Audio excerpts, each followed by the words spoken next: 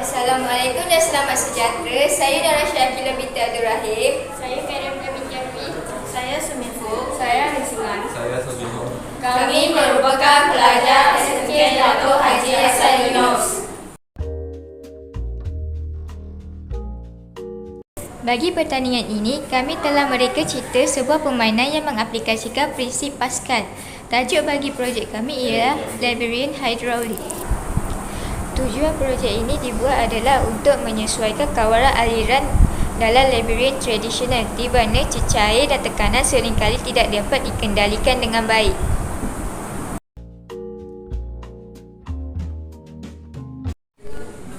Masalah utama yang perlu diselesaikan dalam labirin ini ialah menemukan jalan keluar daripada titik awal ke titik akhir dengan menghadapi rintangan yang mencabar. Permainan juga perlu menyelesaikan teka-teki yang melibatkan interaksi dengan elemen strategik seperti dinding dan pintu yang tidak memberikan interaksi dinamik antara pemain dan persekitaran.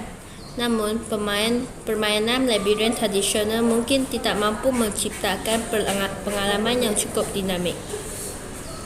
Oleh itu, kami telah melakukan inovasi kepada permainan ini dengan menggunakan mekanisme yang lebih inovatif di mana perubahan pada satu bahagian labirin dapat mempengaruhi keseluruhan struktur permainan secara real time, memberikan cabaran yang lebih mencabar dan pengalaman yang lebih memuaskan.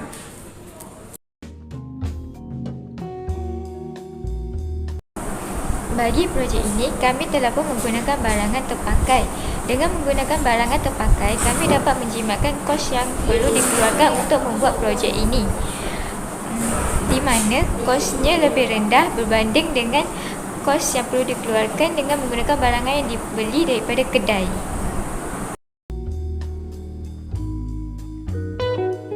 Projek ini mempunyai keunikannya sendiri di mana ia menggabungkan prinsip fizik asas dan reka bentuk permainan labirin menjadikannya lebih interaktif dan dinamik. Berbanding dengan reka bentuk labirin tradisional, projek ini menggunakan tekanan sebagai elemen utama yang mempengaruhi keseluruhan struktur permainan, memberikannya pengalaman yang baru dan inovatif.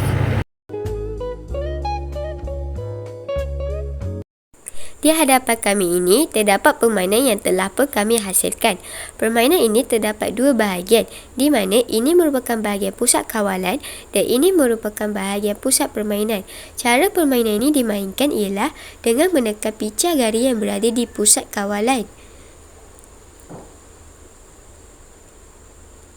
di mana apabila pica garis yang berada di pusat kawalan ini ditekan, cecair yang berada di dalamnya akan berpindah ke dalam pica garis yang berada di pusat permainan. Dan apabila pica garis di pusat kawalan ini ditarik semula, cecair yang berada di pusat permainan itu akan kembali semula ke tempat asalnya.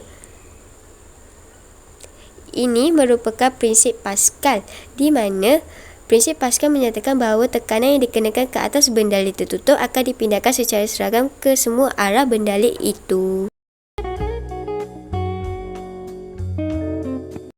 Akhir sekali, bagi rancangan masa depan, kami mencadangkan supaya projek ini dapat ditambah baikkan lagi.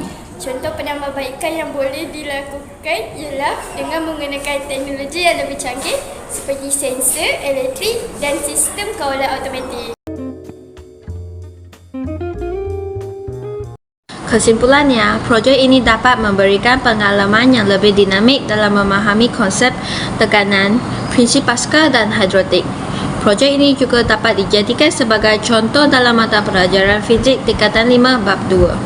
Kami yakin dengan inovasi yang kami lakukan dalam permainan ini dapat memberikan pengalaman yang lebih memuaskan dan menyeronokkan kepada pemainnya. Sekian, terima kasih.